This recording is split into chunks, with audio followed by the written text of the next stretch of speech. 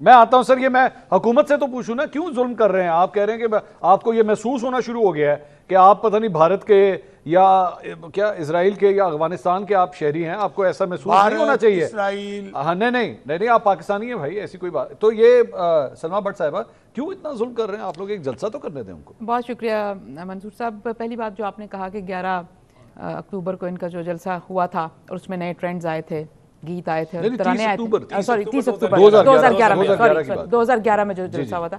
پہلی بات یہ کہ اب اس طرح کا جلسہ نہیں ہے، کیونکہ اس تب جو ان کو لانچ کرنے والے جتنے بھی سہولت کار تھے ان میں سے کوئی ایک بھی نہیں ہے جو ان کا جلسہ سٹیج کرے۔ اچھا، اب تو یہ ہے کہ دوسری بات یہ ہے کہ یہ جو پھول پیش کرنے جا رہے ہیں وہ پھول آپ نے سن تو لیے ہیں، ابھی آپ نے سنوائے ہیں۔ ابھی علی امین گنڈا پور صاحب جو کہہ رہے ہیں دمادم مست کلندر ہے، کسی کا باپ نہیں روک سکتا، ڈنکے کی چوٹ پہ اسلام آباد پہ یلغار کر دیں گے، کرینے لے کر آئیں گے، دعویٰ بول دیں گے۔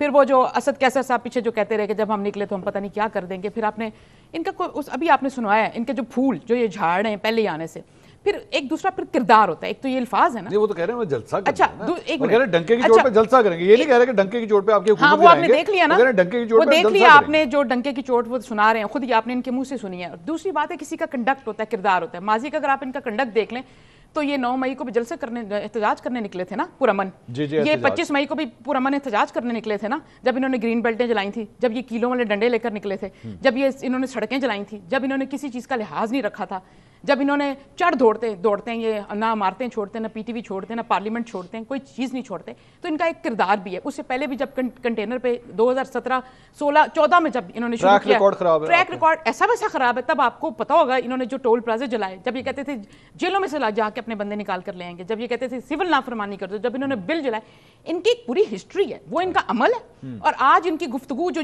پھول سنا رہے ہیں وہ آپ نے پھول ابھی آپ نے سنوائے ہیں، تو اس کے بعد بھی کسی کو کوئی شک ہے کیا آپ ان کی گارنٹی دیتے ہیں کہ یہ پرامن ہوں گے؟ کبھی کسی لمحے بھی، میں اپنی گارنٹی نہیں دیتا، کسی لمحے بھی کوئی پاکستان میں کوئی ایسا شخص ہے جو ان کے پرامن رہنے کی اور ہونے کی اور ذی ہوش ہونے کی، سیاسی اور جمہوری ہونے کی کوئی گارنٹی دیتا ہے؟ میں نجم علی خان صاحب، یہ سر بات یہ ہے کہ اگر ٹریک ریکارڈ کی بات کی جائے تو پھر تو ان کو بھی اجازت نہیں ہونی چاہیے۔ سپریم کورٹ میں انہوں نے کیا کیا ہے ماضی کے اندر، تو یہ ایک سیاسی جماعت کا رائٹ نہیں ہے۔ مطلب یہ بیچارے اگر شرافت سے وہ لاسٹ ٹائم انہوں نے یاد ہے آپ کو ان کا جب این او سی کینسل ہو گیا تھا تو انہوں نے کہا اچھا جی کینسل کرتے ہیں، لو جناب اسی گھر چلے جانے، کوئی مسئلہ نہیں کریں گے اب جلسہ۔ اب وہ کہہ رہے ہیں کہ جی ہر دفعہ ہم آپ کی بات مان جاتے ہیں، آپ ہر دفعہ ہی ہمارے ساتھ کرتے ہیں، ایک دن پہلے بیٹھ کے این او سی کینسل کر دیتے ہیں۔ کیا یہ کھلا تضاد نہیں نجم صاحب؟